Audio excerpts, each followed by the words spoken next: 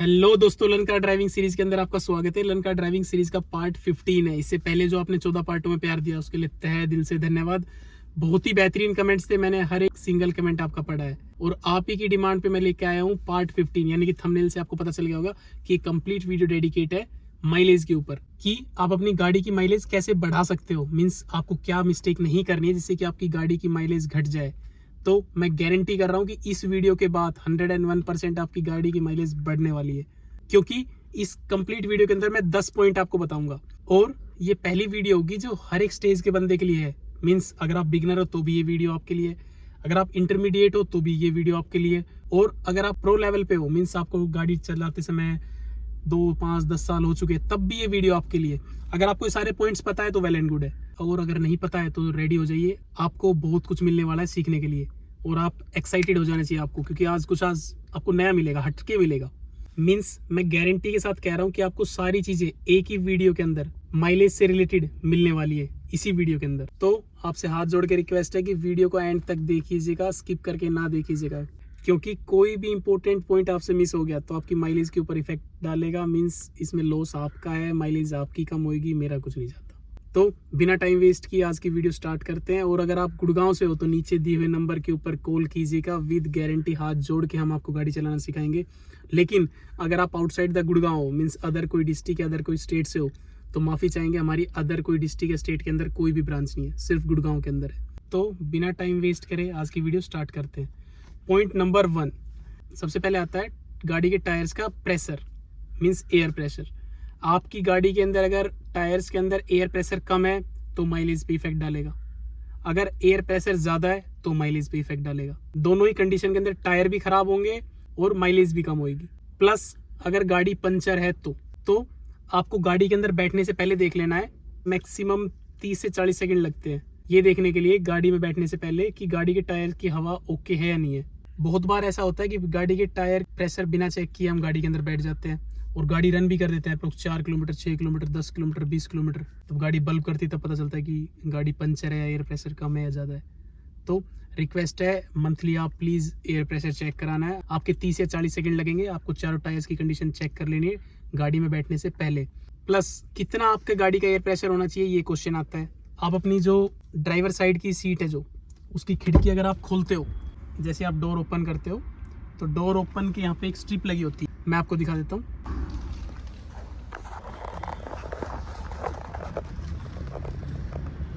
ये जो स्ट्रिप है ये आपको बताए कि गाड़ी के टायर के अंदर कितने प्रेशर होना चाहिए। तो आपकी गाड़ी में कितना एयर प्रेशर ओके है फ्रंट टायर्स में और बैक टायर्स में, वो आप इस स्ट्रिप के थ्रू पता लगा सकते हो।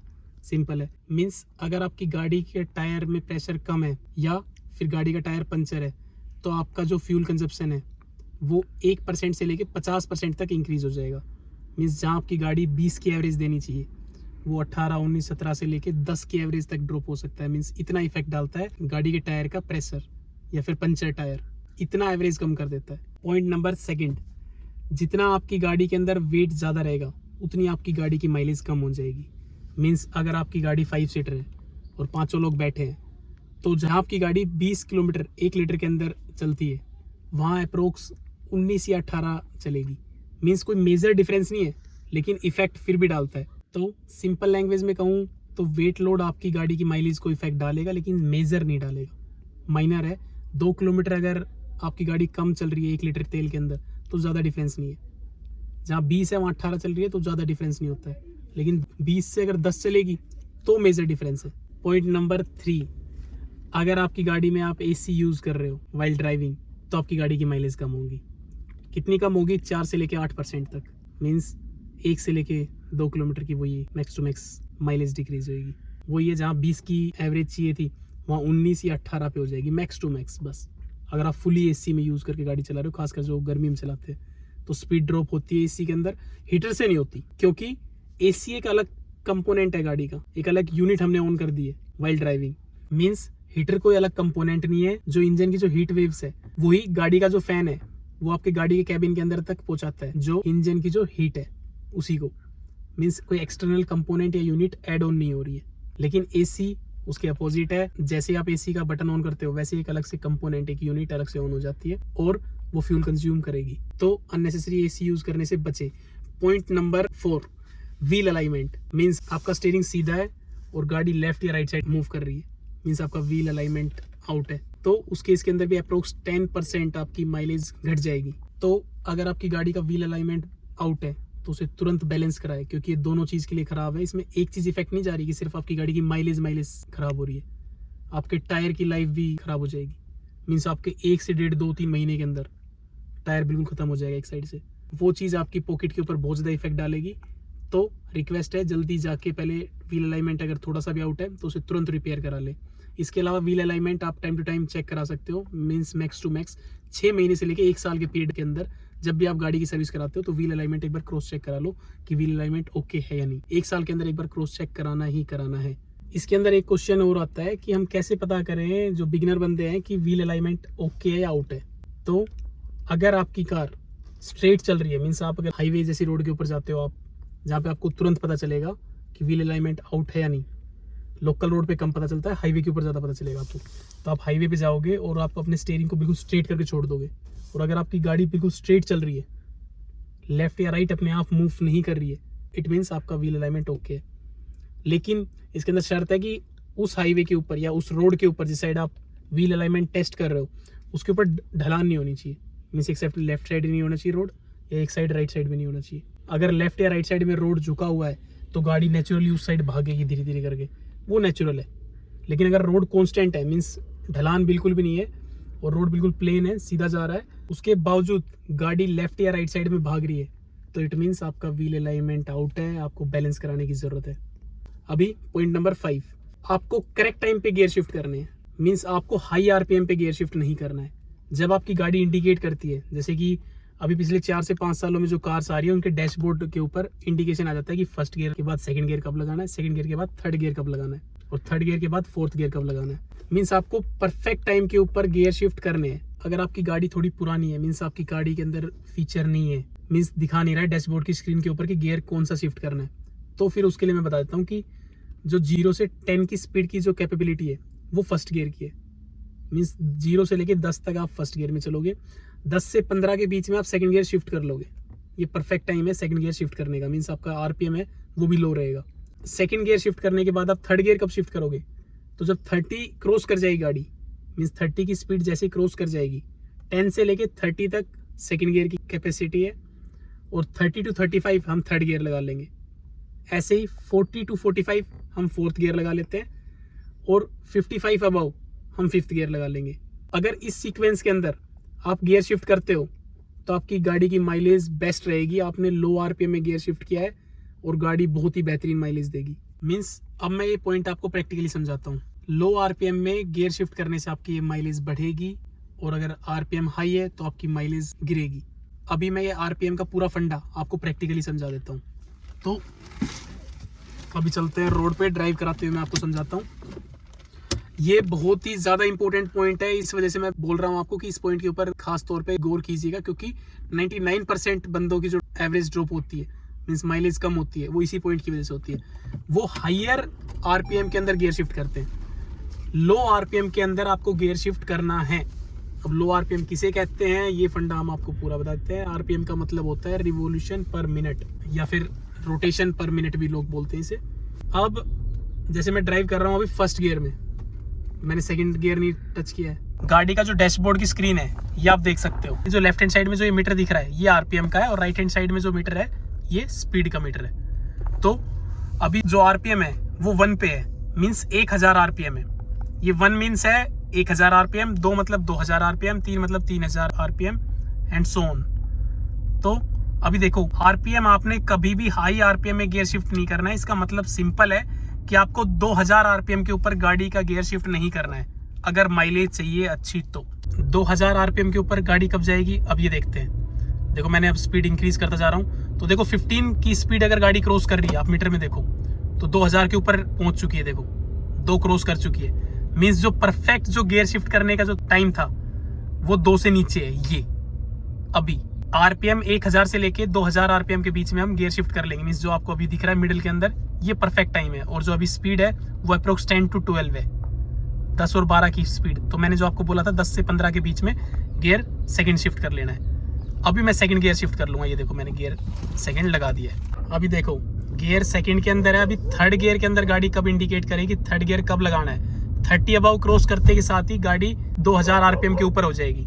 तो आपको 2000 आरपीएम क्रॉस नहीं करना है, 2000 आरपीएम के अंडर ही रखना है। उससे पहले आपको गियर शिफ्ट कर देना है। देखो 30 की स्पीड हो चुकी है और 2000 आरपीएम आ चुका है गाड़ी।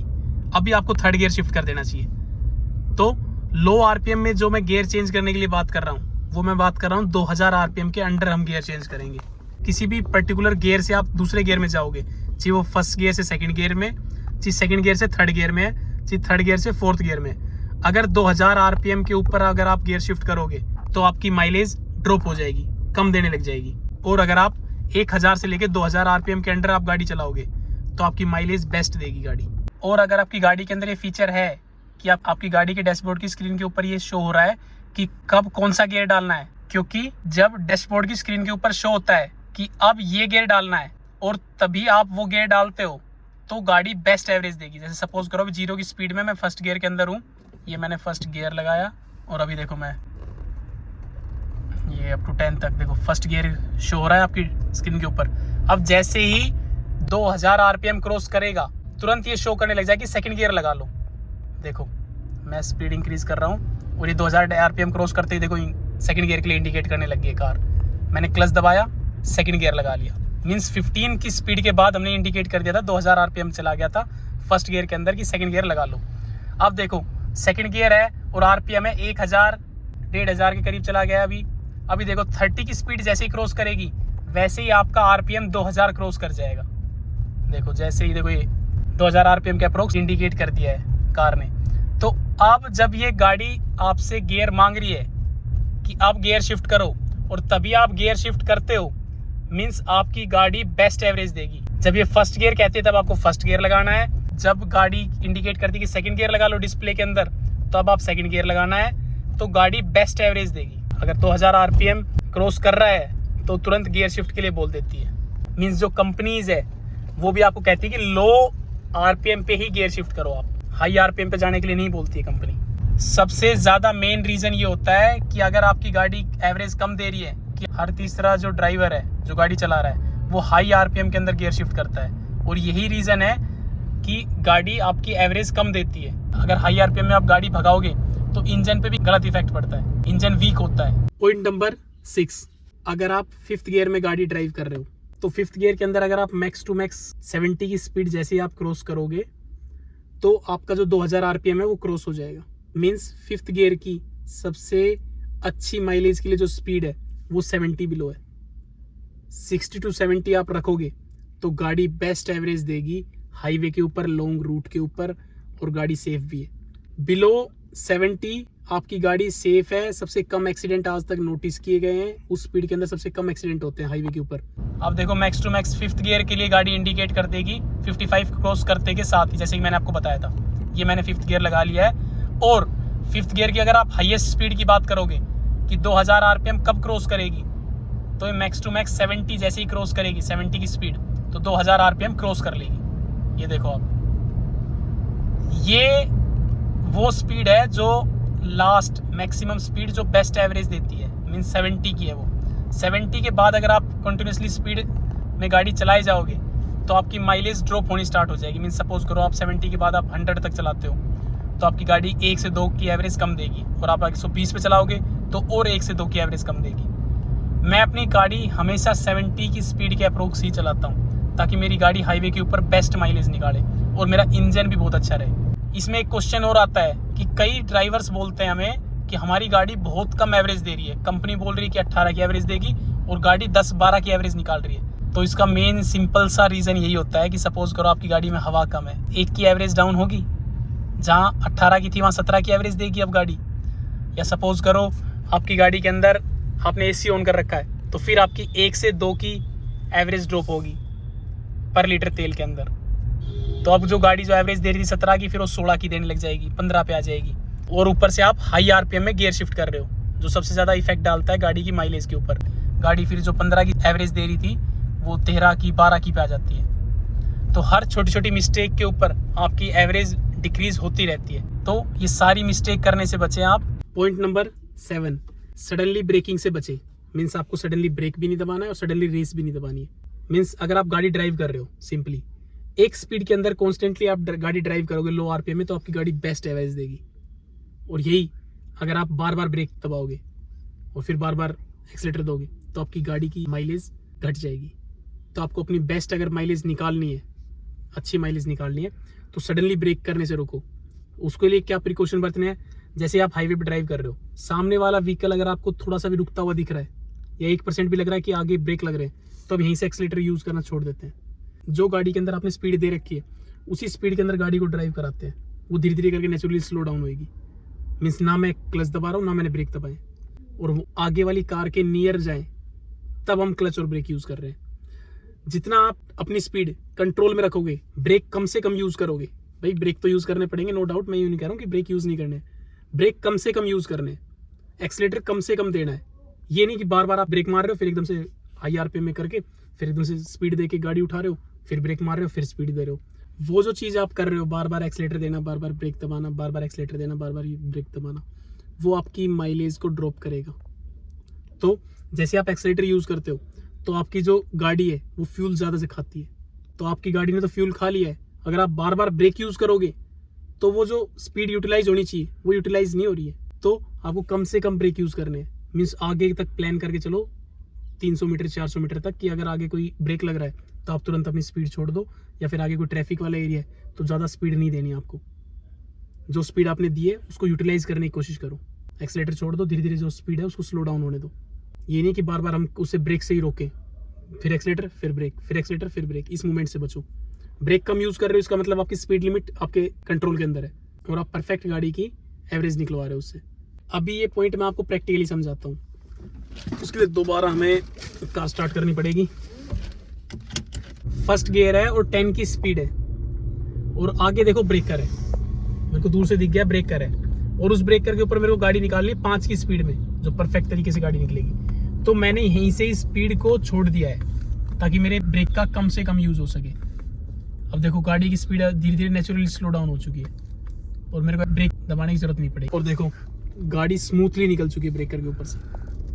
मीन्स आपको थोड़ा सा भी अगर लगे कि आगे हडल है तो आप अपना एक्सीलेटर वहीं पे छोड़ दो। मैंने पैर हटा दिया था एक्सीलेटर से, तो गाड़ी धीरे धीरे से 10 से लेके 5 तक स्पीड डाउन होगी। मेरे को ब्रेक यूज़ करने की ज़रूरत ही नहीं पड़ी। मैंने ब्रेक का जो रोल है वो डिक्रीज कर दिया, हटा दिया।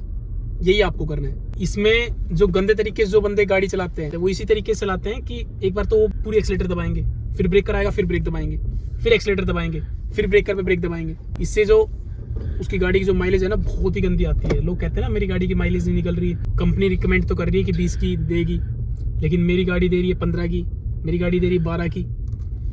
तो 10-12 की मैं मान ही नहीं सकता हूँ। जिस माइलेज की कंपनी क्लेम कर रही है वो माइलेज देगी 100%। बस आपको जो चलाने का जो आपका तरीका है वो गलत है। आप ज़्यादा से ज़्यादा ब्रेक यूज़ कर रहे हो, आप लो आरपीएम में गियर चेंज कर रहे हो या आप हाई आरपीएम में गियर चेंज कर रहे हो, उस तरीके से।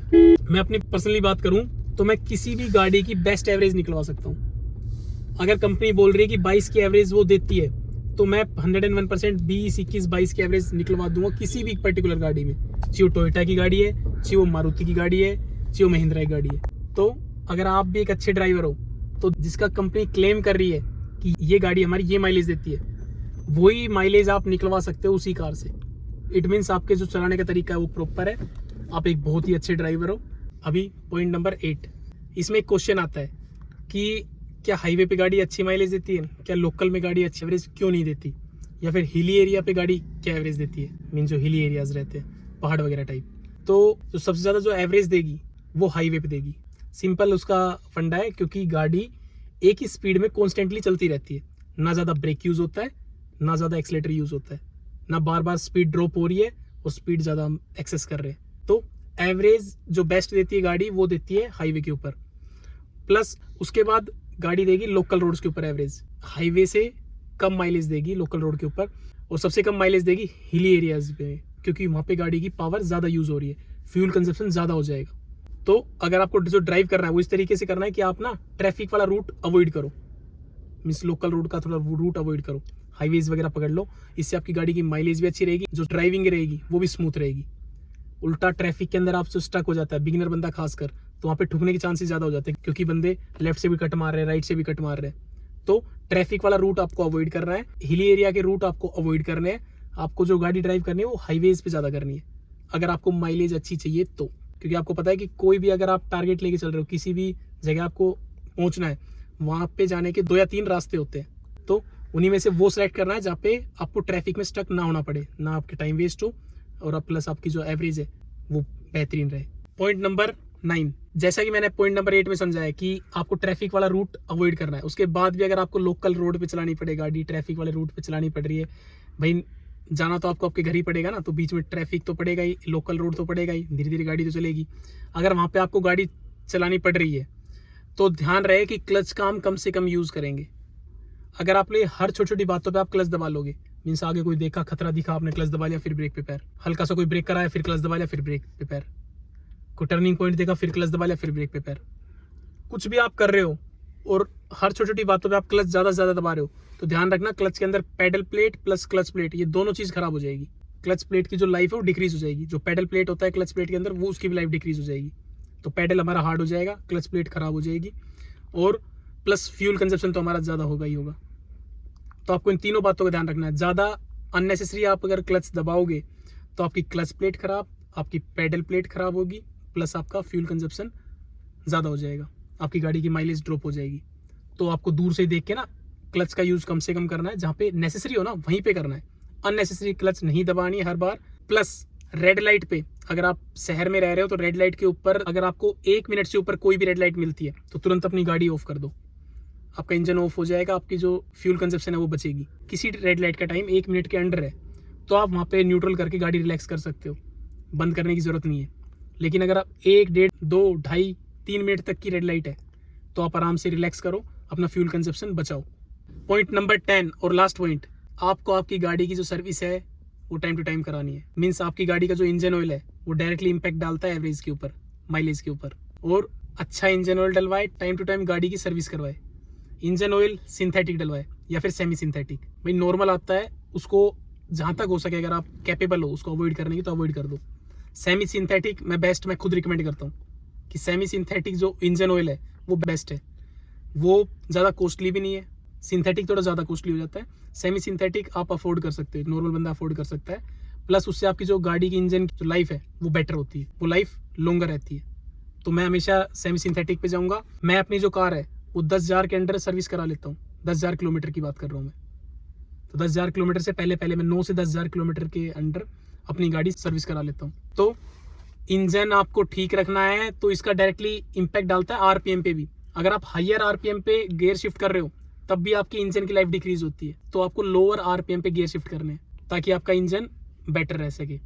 अब ये 10 पॉइंट मैं आपको गारंटी दे सकता हूँ, चाहे आप बिगिनर बंदे हो, चाहे आप इंटरमीडिएट स्टेज में हो, चाहे आप प्रो लेवल पे हो, आपने कोई ना कोई पॉइंट नया 101% जरूर सीखा होगा।